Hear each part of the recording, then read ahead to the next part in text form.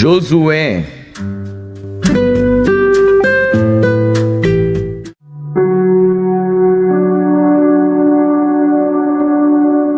Josué, capítulo 4.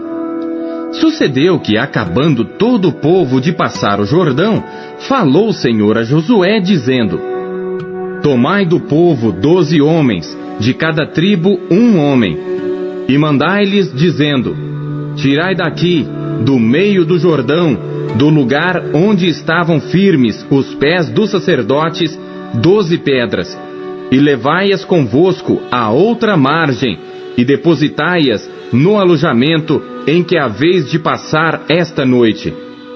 Chamou, pois, Josué os 12 homens que escolhera dos filhos de Israel, de cada tribo um homem, e disse-lhes Josué: Passai adiante da arca do Senhor vosso Deus, ao meio do Jordão, e cada um levante uma pedra sobre o ombro, segundo o número das tribos dos filhos de Israel, para que isto seja por sinal entre vós.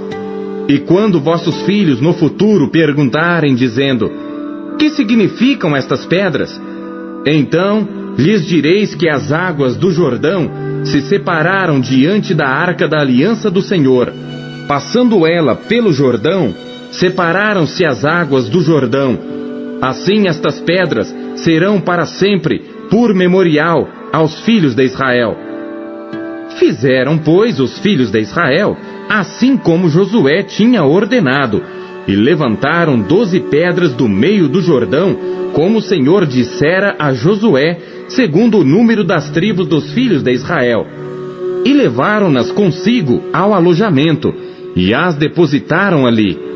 Levantou Josué também 12 pedras no meio do Jordão, no lugar onde estiveram parados os pés dos sacerdotes, que levavam a arca da aliança, e ali estão até ao dia de hoje.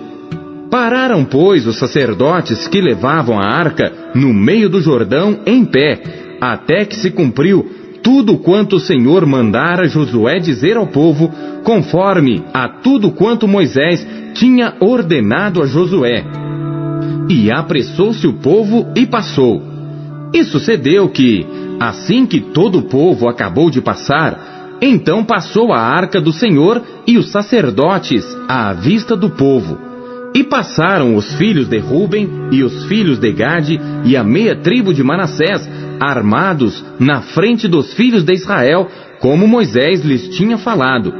Uns 40.000 homens de guerra armados passaram diante do Senhor para a batalha às campinas de Jericó. Naquele dia, o Senhor engrandeceu a Josué diante dos olhos de todo o Israel, e temeram-no como haviam temido a Moisés todos os dias da sua vida.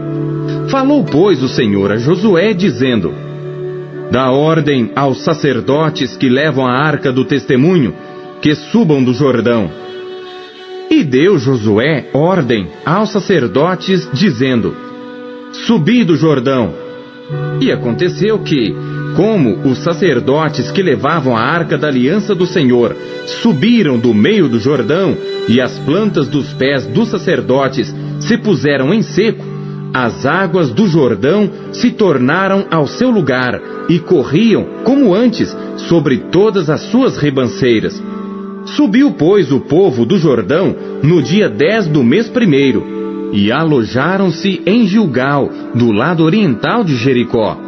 E as 12 pedras que tinham tomado do Jordão, levantou-as Josué em Gilgal, e falou aos filhos de Israel, dizendo: Quando no futuro vossos filhos perguntarem a seus pais, dizendo: Que significam estas pedras? Farei saber a vossos filhos, dizendo: Israel passou em seco este Jordão, porque o Senhor vosso Deus fez secar as águas do Jordão diante de vós, até que passasseis, como o Senhor vosso Deus fez ao Mar Vermelho, que fez secar perante nós, até que passássemos, para que todos os povos da terra conheçam a mão do Senhor, que é forte, para que temais ao Senhor vosso Deus todos os dias.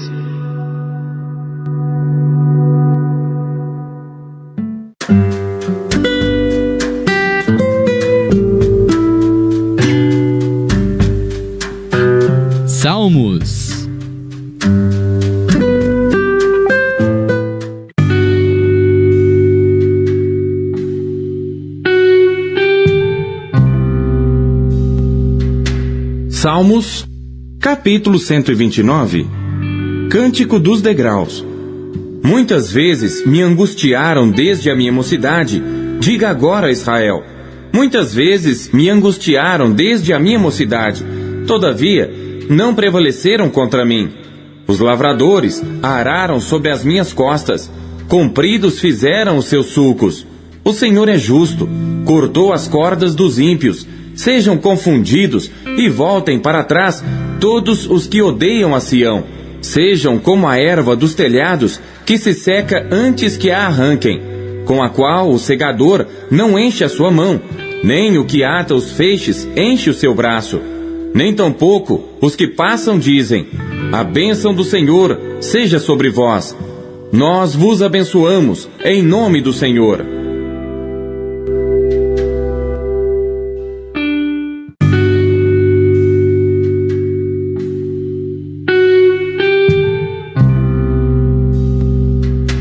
Salmos, capítulo 130. Cântico dos degraus.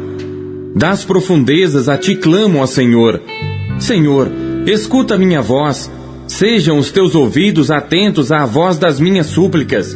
Se tu, Senhor, observares as iniquidades, Senhor, quem subsistirá? Mas contigo está o perdão, para que sejas temido. Aguardo ao Senhor. A minha alma o aguarda, e espero na sua palavra. A minha alma anseia pelo Senhor, mais do que os guardas pela manhã, mais do que aqueles que guardam pela manhã. Espere, Israel, no Senhor, porque no Senhor há misericórdia, e nele há abundante redenção, e ele remirá Israel de todas as suas iniquidades.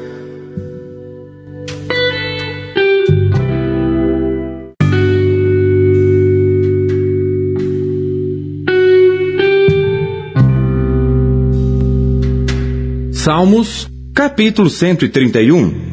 Cântico dos degraus de Davi. Senhor, o meu coração não se elevou, nem os meus olhos se levantaram. Não me exercito em grandes matérias, nem em coisas muito elevadas para mim. Certamente que me tenho portado e sossegado como uma criança desmamada de sua mãe. A minha alma está como uma criança desmamada. Espere, Israel, no Senhor, desde agora e para sempre.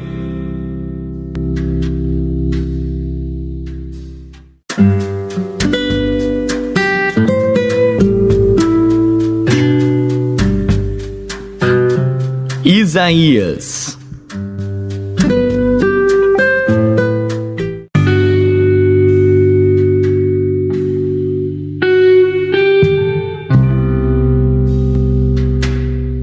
Capítulo 64.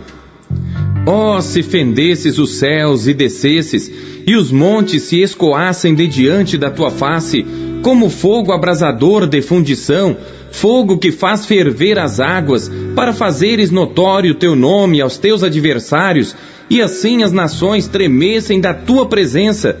Quando fazias coisas terríveis, que nunca esperávamos, descias, e os montes se escoavam diante da tua face. Porque desde a antiguidade não se ouviu, nem com o ouvido se percebeu, nem com os olhos se viu, um Deus além de ti, que trabalha para aquele que nele espera. Saíste ao encontro daquele que se alegrava e praticava justiça, e dos que se lembram de ti nos teus caminhos. Eis que te iraste, porque pecamos. Neles há eternidade para que sejamos salvos. Mas todos nós somos como o imundo, e todas as nossas justiças como o trapo da imundícia. E todos nós murchamos como a folha, e as nossas iniquidades como um vento nos arrebatam. E já ninguém há que invoque o teu nome, que se desperte e te detenhas, porque escondes de nós o teu rosto, e nos fazes derreter por causa das nossas iniquidades. Mas agora, ó Senhor, tu és nosso Pai, nós o barro, e tu o nosso oleiro, e todos nós a obra das tuas mãos. Não te enfureças tanto, ó Senhor, nem perpetuamente te lembres da iniquidade. Olha, pois, nós te pedimos, todos nós somos o teu povo. As tuas santas cidades tornaram-se um deserto. Sião está feita um deserto. Jerusalém está assolada. A nossa santa e gloriosa casa, em que te louvavam nossos pais, foi queimada a fogo, e todas as nossas coisas preciosas se tornaram em assolação. Conter-te-ias tu ainda sobre estas coisas, ó Senhor? Ficarias calado e nos afligirias tanto?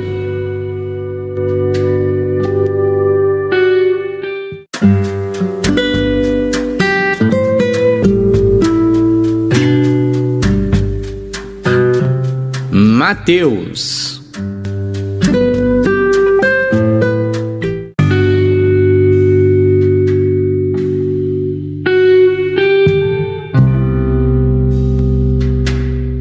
Capítulo 12.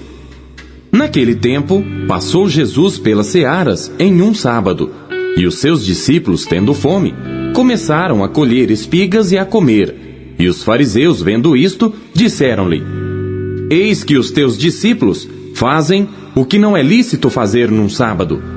Ele, porém, lhes disse: Não tendes lido o que fez Davi quando teve fome, ele e os que com ele estavam?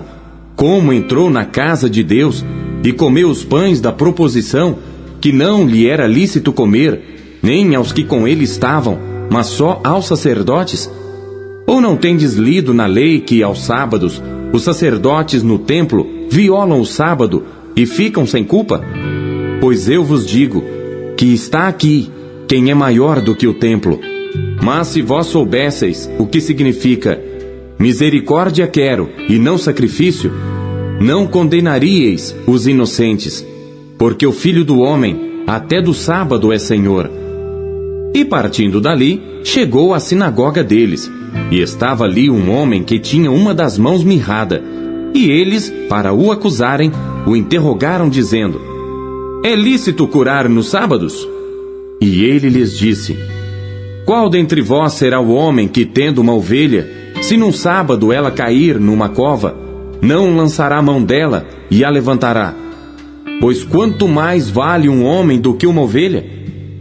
É por consequência lícito fazer bem nos sábados. Então disse a aquele homem: Estende a tua mão. E ele a estendeu, e ficou sã como a outra. E os fariseus, tendo saído, formaram conselho contra ele para o matarem. Jesus, sabendo isso, retirou-se dali, e acompanharam-no grandes multidões, e ele curou a todas. E recomendava-lhes rigorosamente que o não descobrissem, para que se cumprisse o que fora dito pelo profeta Isaías, que diz: Eis aqui o meu servo que escolhi, o meu amado, em quem a minha alma se compraz. Porei sobre ele o meu espírito, e anunciará aos gentios o juízo. Não contenderá, nem clamará, nem alguém ouvirá pelas ruas a sua voz. Não esmagará a cana quebrada, e não apagará o morrão que fumega, até que faça triunfar o juízo, e no seu nome os gentios esperarão. Trouxeram-lhe então um endemoninhado cego e mudo, e de tal modo o curou, que o cego e mudo falava e via, e toda a multidão se admirava e dizia: Não é este o filho de Davi? Mas os fariseus, ouvindo isto, diziam: Este não expulsa os demônios, senão por Beelzebu, príncipe dos demônios.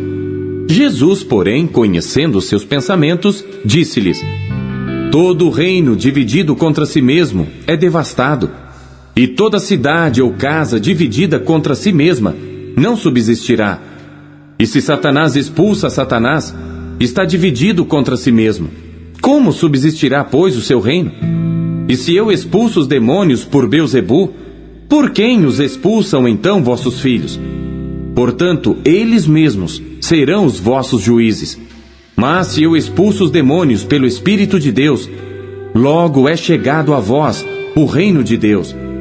Ou como pode alguém entrar em casa do homem valente e furtar os seus bens, se primeiro não maniatar o valente, saqueando então a sua casa? Quem não é comigo é contra mim, e quem comigo não ajunta, espalha. Portanto eu vos digo, todo pecado e blasfêmia se perdoará aos homens, mas a blasfêmia contra o Espírito não será perdoada aos homens.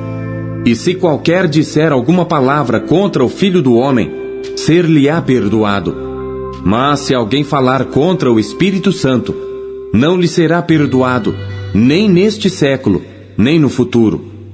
Ou fazei a árvore boa e o seu fruto bom, ou fazei a árvore má e o seu fruto mau. Porque pelo fruto se conhece a árvore. Raça de víboras, como podeis vós dizer boas coisas sendo maus? Pois do que há em abundância no coração, disso fala a boca. O homem bom tira boas coisas do bom tesouro do seu coração, e o homem mau do mau tesouro tira coisas más. Mas eu vos digo que de toda palavra ociosa que os homens disserem, hão de dar conta no dia do juízo. Porque por tuas palavras serás justificado, e por tuas palavras serás condenado. Então alguns dos escribas e dos fariseus tomaram a palavra, dizendo: Mestre, quiséramos ver da tua parte algum sinal. Mas ele lhes respondeu e disse: Uma geração má e adúltera pede um sinal.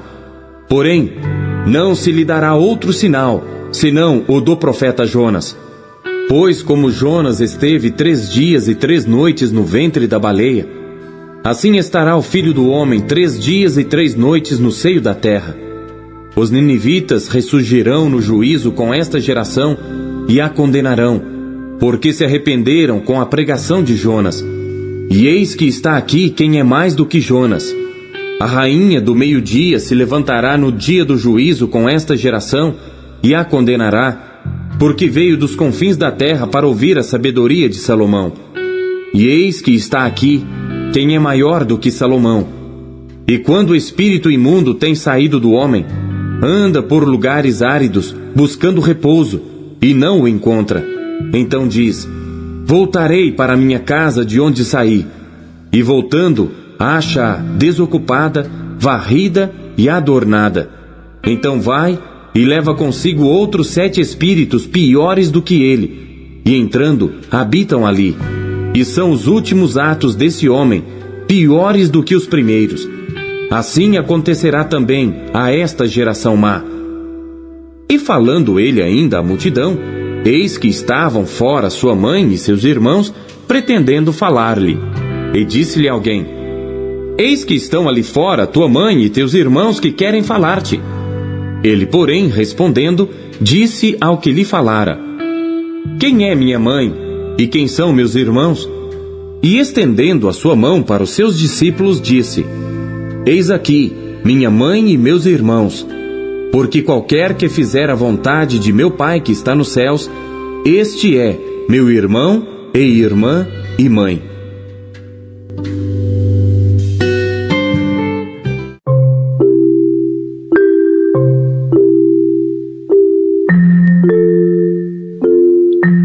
O que Deus falou com você por meio da leitura deste dia.